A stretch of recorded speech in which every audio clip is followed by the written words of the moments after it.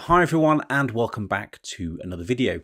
In this video I'm going to look back at the year 2022 and I'm going to go through 12 cases involving 12 individuals who were convicted in England for the offence of murder. I'm going to go through what they did and then I'm going to talk about the sentence that they received, and in some of the cases I'm going to talk about the aftermath, because since 2022 some of the individuals have attempted to appeal their sentences, and I'll let you know what happened in those cases. Welcome to my channel, Andy on Crime, where I talk about high-profile criminal cases and other aspects of criminal law. And there is one big change to my channel, and you may have seen it on the logo to my channel that I've got a new logo. So this logo that I created myself is no more. I've got my friend Danny to create me a new logo, and he's done a great job and I'm really happy with it. There will be some new t-shirts, so if you do want to check out my merch store below, I'll have some updated t-shirts with the new logo on it. If you do want to support my channel though, you can click the link in the description down below and sign up with NordVPN, where you can get huge discounts on a range of their plans, and you will be supporting my channel if you do so. So thank you if you do sign up through them. Now I just want to say one other thing before I get into the video, and I say this in all of these compilation videos on murderers. Anyone convicted of the offence of murder in England and Wales will be given a mandatory life sentence. The only question is how long the minimum term or tariff will be. That's the period that the individual will spend in prison in full before they are eligible to apply for parole. It's only if they satisfy the parole board that they're no longer a danger to the public will they be released. Now, some individuals will be given what's known as a whole life order, and there's two individuals in this video who have received such a sentence. That means that there is no minimum term. That person will never be released from prison unless, of course, they successfully appeal their sentence. With all that being said, let's get into the video. First up, in January, we have Sean Bulle, who was sentenced on the 13th of January. In July 2021, 21-year-old Bulle fatally stabbed his friend, 24-year-old father of one, Paulius Petrosianus, in a block of flats in Wolverhampton in the West Midlands. The two had been laughing and joking together when an argument ensued after Paulius took a phone call which annoyed Bulle. Bulle then attacked Paulius with a hunting knife, stabbing him in the chest and leaving him to die in the hallway. After the attack, Bulle was captured on CCTV, calmly walking away from the scene with what appeared to be a knife concealed in his tracksuit bottoms. He fled to Shrewsbury in Shropshire, where he was apprehended 2 days later in possession of a bag that had traces of the victim's blood. Upon his arrest, Bulle provided multiple conflicting accounts of the events. He claimed that he and Paulius had been play fighting with knives, and that he discovered Paulius after an epileptic fit, and also feigned memory loss with regards to the incident. West Midlands Police conducted an extensive investigation utilising CCTV footage, forensic evidence and witness testimonies from Paulius's friends who had witnessed the aftermath of the attack. Detectives were determined to find the murder weapon, and after several months of reviewing hundreds of hours of CCTV footage, pinpointed an area where it could have been discarded. The hunting knife was found during a meticulous search, with forensic analysis confirming it contained Paulius's blood. In December 2021, Bulle was found guilty of murder at Stoke Crown Court, and during sentencing on the 13th of January 2022, he was given a life sentence with a minimum term of 20 years. For the month of February, we have Ian Stewart, who was sentenced on the 9th of February. In 2022, Ian Stewart was convicted of the 2010 murder of his wife Diane Stewart at their home in Bassingbourn in Cambridgeshire. Initially, her death was attributed to sudden unexplained death in epilepsy, or SUDEP, as Stewart reported finding her collapsed in the garden and claimed that she had suffered an epileptic seizure. At the time, no foul play was suspected. The case was reopened following Stewart's 2017 conviction for the murder of his fiancée, children's author Helen Bailey. In 2016, Stewart had drugged and suffocated Helen, hiding her body along with her dog in a cesspit beneath their shared home in Royston in Hertfordshire. This conviction prompted authorities to re-examine Diane's death. A critical piece of evidence emerged from Diane's brain, which had been donated to medical science. Analysis revealed signs of prolonged oxygen deprivation prior to her death, inconsistent with sudden epileptic seizure. A consultant neurologist estimated her risk of SUDEP to be extremely low, approximately 1 in 100,000, further casting doubt on the initial conclusion. During the trial at Huntingdon Crown Court, it was revealed that Ian Stewart had financially benefited from his wife's death, inheriting nearly £100,000, including life insurance payouts and funds from her bank account. Stewart had used part of the money to purchase a red two-seater MG sports car. The prosecution argued that financial gain was a significant motive for the murder. Witnesses at the trial noted Stewart's demeanour at Diane's funeral as aloof and unbothered, which they found unusual given the circumstances. The court also heard that Stewart delayed calling emergency services on the day of Diane's death, claiming he had attempted CPR and sought help from neighbours before dialing 999. Paramedics reported that Stewart appeared calm and disassociative upon their arrival. In February 2022, Ian Stewart was found guilty of Diane's murder and was initially sentenced to a whole-life order, meaning that he would never be released from prison. However, in July 2022, this sentence was appealed and reduced to life imprisonment with a minimum term of 35 years. The Court of Appeal concluded that this was not a case that met the criteria for a whole-life order. For the month of March, we have Brian Sengendo, who was sentenced on the 18th of March.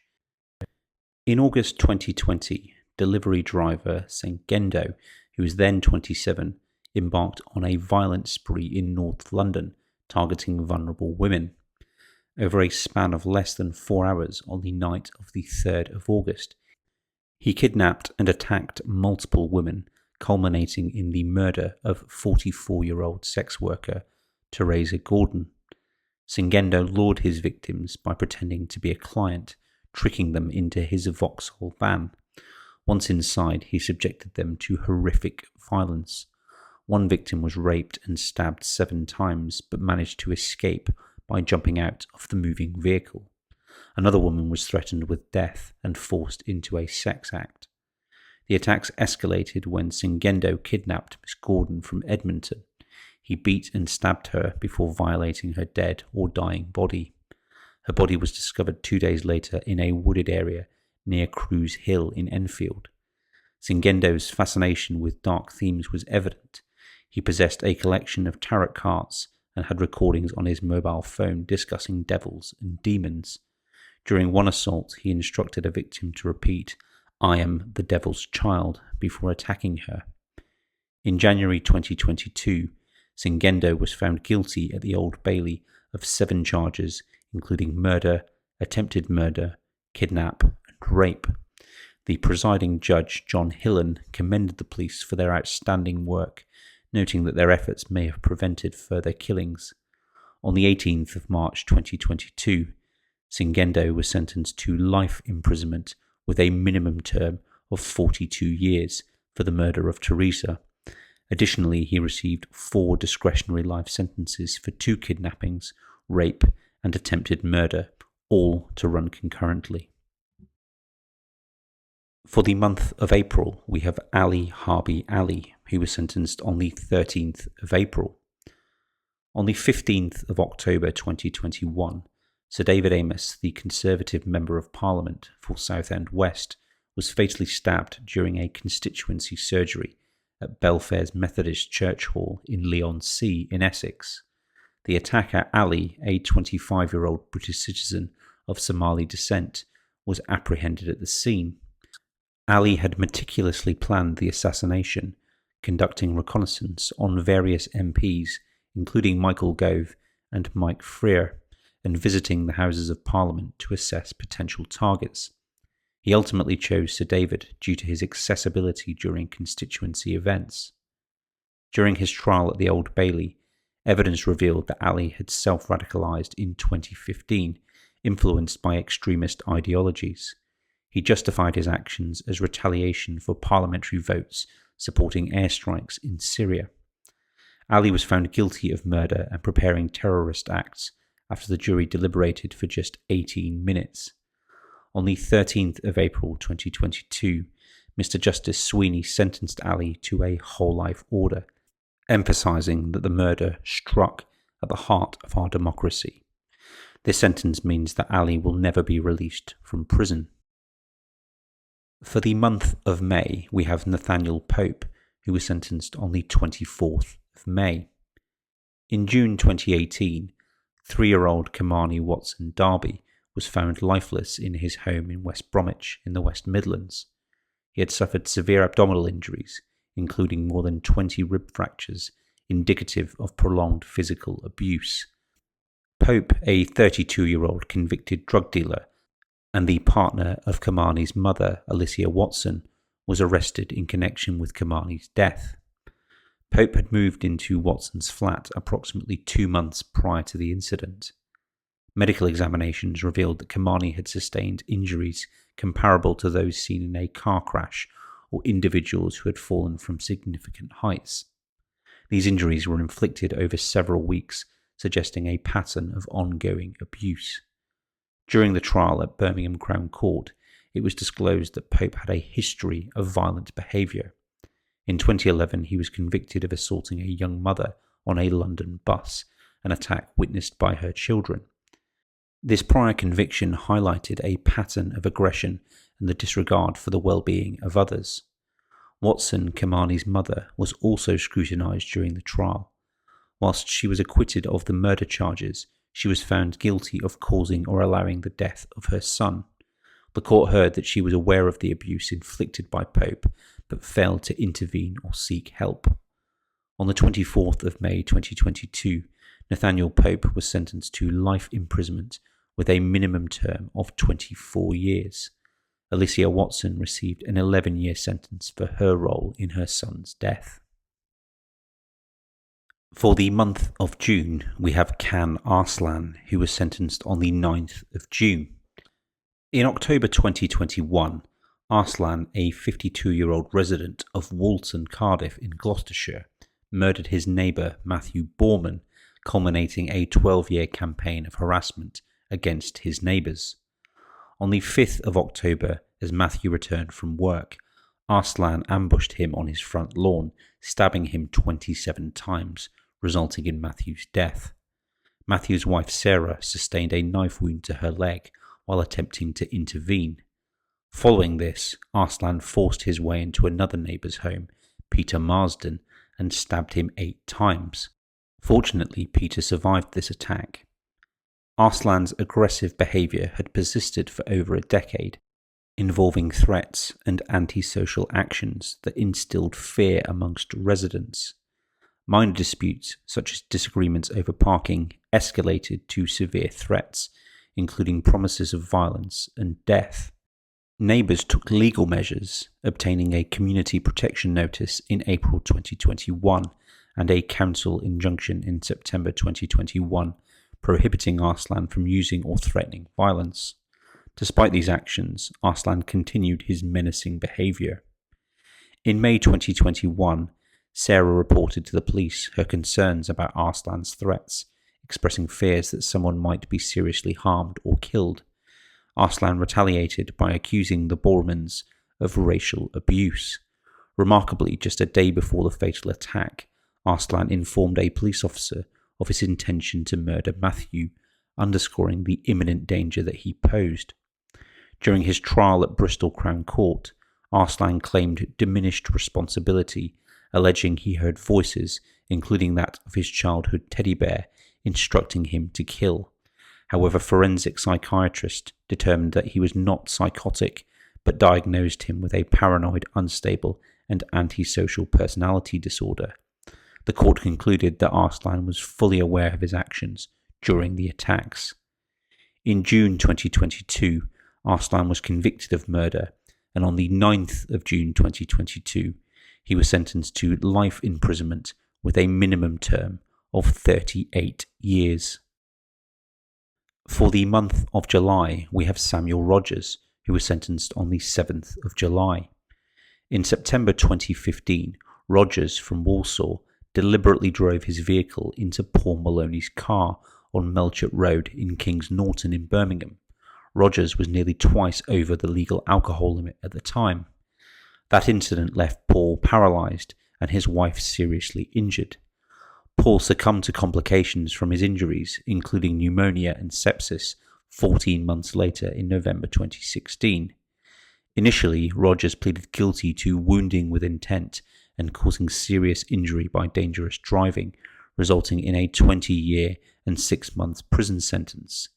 Following Paul's death, authorities reopened the case to assess the link between the injuries and his passing. Medical experts concluded that Paul's death was directly related to the injuries inflicted by Rogers. Consequently, in June 2022, a jury at Birmingham Crown Court convicted Rogers of murder. In July 2022, Rogers received a life sentence with a minimum term of 22 years to run concurrently with his existing sentence. For the month of August, we have Kwabena Boateng, who was sentenced on the 4th of August. In September 2021, Boateng, who was then 22 years old and residing on Dodd Street in East London, confronted 33-year-old Mohammed Ensner from Leighton over an alleged drug debt. The altercation occurred on East Ferry Road on the Isle of Dogs, where Boateng accused Mohammed of owing him money. During the confrontation, Boateng brandished a large knife from his waistband. Mohammed attempted to defend himself with a discarded toaster and urged Boateng to settle the dispute without violence. Despite this, Boateng attacked, leading Mohammed to flee. However, Mohammed tripped and fell between two cars, where Boateng caught up and stabbed him multiple times. Witnesses described the harrowing scene as Boateng stood over Mohammed and inflicted the fatal wounds. Despite efforts from bystanders and emergency services, Mohammed was pronounced dead at the scene. A post-mortem examination revealed that he died from a stab wound to the neck, leading to hypovolemic shock. Following the attack, Boateng fled the scene on his bicycle. The Metropolitan Police launched an investigation, releasing images of Boateng. He was eventually located and arrested on the 11th of November 2021, found hiding under a bed at an address in Stewart Street on the Isle of Dogs. During police interviews, Boateng remained silent. However, the accumulation of CCTV footage, witness testimonies, forensic evidence, and telephone data provided a comprehensive account of the events leading to Mohammed's death.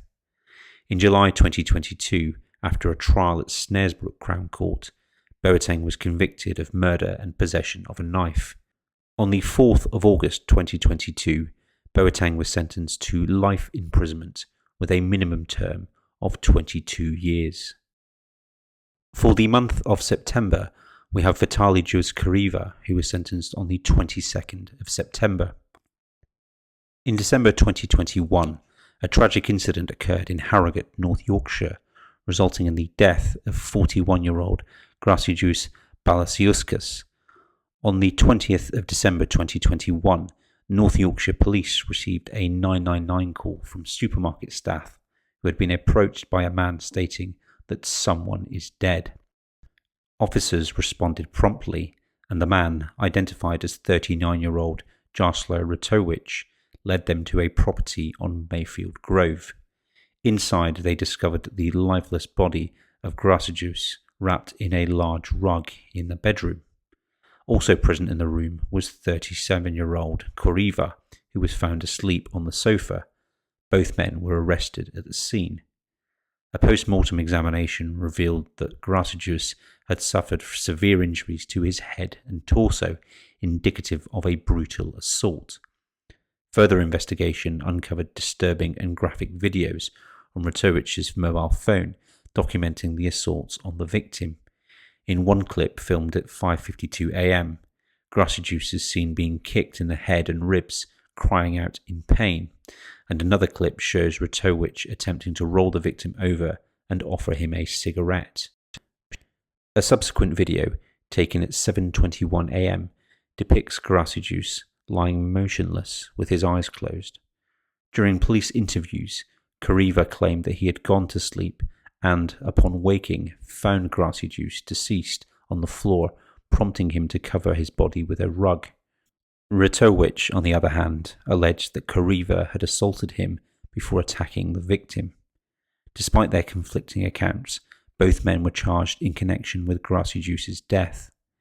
The case proceeded to trial at Leeds Crown Court, where the jury found Koreiva guilty of murder and Vitalijus guilty of manslaughter. On the 22nd of September 2022, Koreiva was sentenced to life imprisonment with a minimum term of 14 years, where Vitalijus received a 12-year prison term. For the month of October, we have Hakeem Kigundu, who was sentenced on the 7th of October.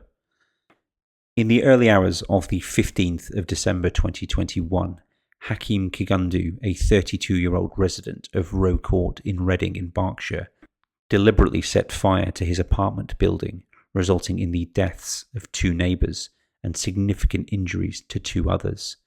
The fire caused extensive damage, leaving many residents homeless and without possessions. Kigundu had been facing eviction due to complaints from neighbours about his antisocial behaviour, including playing loud music during late hours. In retaliation, he meticulously planned the arson, purchasing 40 litres of petrol, a sledgehammer, and protective gear in the days leading up to the attack. He also created an email address with the phrase "burn them all" and recorded an audio note expressing his lethal intentions. At approximately 2:45 a.m, Kigundu poured petrol in the stairwell of the building and ignited it, knowing that most residents would be asleep, thereby maximising potential harm. The ensuing blaze trapped many occupants, leading to the deaths of Richard Burgess, who was 46, and Neil Morris, who was 45. 2 other residents sustained severe injuries. Joel Richards suffered 3rd-degree burns, while Laura Wiggins endured multiple fractures and internal injuries after jumping from a window to escape the flames. Emergency services responded swiftly, but the fire had already caused substantial destruction. Kigundu turned himself in later that day, calling emergency services from outside Reading Police Station to confess his actions. On the 20th of September 2022, Kigundu pleaded guilty to 2 counts of murder, 2 counts of grievous bodily harm, and 1 count of arson with intent to endanger life. For his crimes, the judge imposed a whole life order, meaning that Kigundu will never be released from prison, with this sentence reflecting the gravity and calculated nature of his crimes. In February 2024, Kigundu attempted to appeal his sentence, seeking a reduction. However, the Court of Appeal upheld the original ruling, with Lord Justice William Davis stating that the offences had catastrophic consequences and warranted a whole life order. For the month of November, we have Danville Neil, who was sentenced on the 25th of November. In August 1993, siblings Anne Castle, who was 74, and William Bryan, who was 71, were brutally attacked and killed during a nighttime burglary at their flat in Bethnal Green in East London. The assailant bound and assaulted them whilst ransacking their home for valuables. Mr. Bryan, a World War II veteran, was beaten and smothered, leading to cardiac arrest, whilst Mrs. Castle suffered a fatal heart attack during the ordeal. The case remained unsolved for nearly 3 decades, until advancements in DNA technology provided a breakthrough. In 2017, forensic analysis identified DNA on the strap used to bind Mr. Bryan's hands, matching that of Danville Neil, a career criminal with a history of violent burglaries. Neil had a string of convictions for approximately 15 burglaries between 1973 and 1998, including 2 home invasions in 1984, where the occupants were physically assaulted. Neil was arrested in October 2020 and charged with the murders of Anne and William. During his trial at the Old Bailey, he admitted that the DNA found at the crime scene was his, but denied involvement, suggesting that he had sold binoculars to Mr. Bryan at the car boot sale, and the strap from the binoculars was used by someone else to bind him. However, this claim was refuted by family members who stated that Mr. Bryan was known to purchase new gadgets, including binoculars. In November 2022, Neil was convicted of William's murder and Anne's manslaughter. The presiding judge, Mrs. Justice Chima Grubb, described the crime as notorious and universally appalling. Neil was sentenced to life imprisonment with a minimum term of 32 years for the murder of William and a concurrent 16-year sentence for the murder of Anne. The judge remarked, "You dodged justice for nearly 30 years. No justice has caught up with you." For the month of December, we have Jordan McSweeney, who was sentenced on the 14th of December. In the early hours of the 26th of June 2022, 35-year-old law graduate Zara Alina was brutally attacked and murdered while walking home in Ilford in East London. Her assailant, McSweeney, had been released from prison on licence just 9 days prior. On the 18th of October 2022, McSweeney pleaded guilty to the murder and sexual assault of Zara, and subsequently on the 14th of December 2022, he was sentenced to life imprisonment with a minimum term of 38 years. McSweeney, a 29-year-old with a history of violent offences, had been released from prison on licence on the 17th of June 2022. On the night of the attack, after being ejected from a pub in Ilford, he was captured on CCTV stalking multiple women before targeting Zara.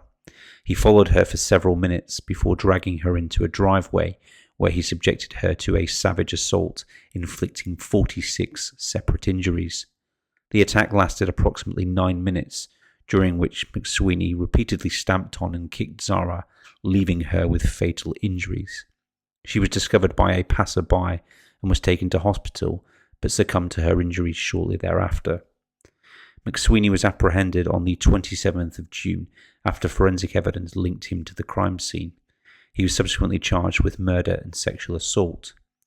During court proceedings, it was revealed he had a significant criminal record, including 28 convictions for 69 offences, with a history of violence against women. On the 14th of December 2022 at the Old Bailey, Mrs. Justice Chima Grubb sentenced McSweeney to life imprisonment with a minimum term of 38 years for the murder, along with a concurrent 4-year term for the sexual assault.